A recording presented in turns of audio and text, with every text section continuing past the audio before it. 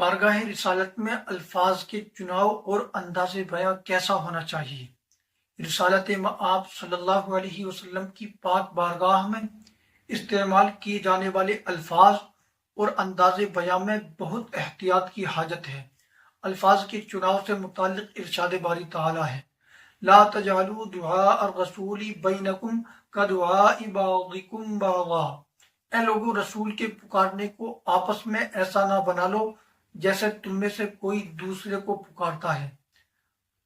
آیت میں بیان کیے گئے حکم کا ایک معنی یہ ہے کہ اے لوگو، میرے حبیب صلی اللہ علیہ وسلم کے پکارنے کو آپس میں ایسا معمولی نہ بنا لو جیسے تم میں سے کوئی دوسرے کو پکارتا ہے، کیونکہ جسے رسول صلی اللہ علیہ وسلم پکاریں اس پر جواب دینا اور عمل کرنا واجب اور ادب سے حاضر ہونا لازم ہو جاتا ہے۔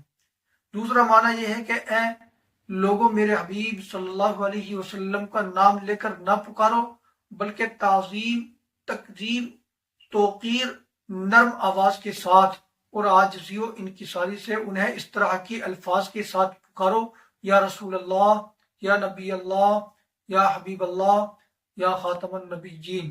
اس آیت سے معلوم ہوا کہ تاجدار رسالت صلی اللہ علیہ وسلم کی ظاہری حیات طیبہ میں اور وصال ظاہری کے بعد بھی انہیں ایسے الفاظ کے ساتھ ندا کرنا جائز نہیں جن میں ادب و تعظیم نہ ہو۔ اس لیے نبی کریم صلی اللہ علیہ وسلم کو یا محمد کہہ کر پکارنے کی اجازت نہیں۔ لہٰذا اگر کسی نعت وغیرہ میں اس طرح کے الفاظ لکھے ملے تو اسے تبدیل کر دینا چاہیے۔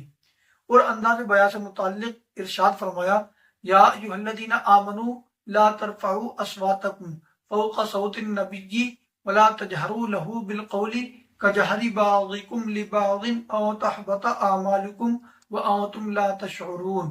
اے ایمان والو، اپنی آوازیں نبی کی آواز پر اونچی نہ کرو اور ان کے حضور زیادہ بلند آواز سے کوئی بات نہ کہو جیسے ایک دوسرے کے سامنے بلند آواز سے بات کرتے ہو، کہ کہیں تمہارے اعمال برباد نہ ہو جائیں اور تمہیں خبر تک نہ ہو۔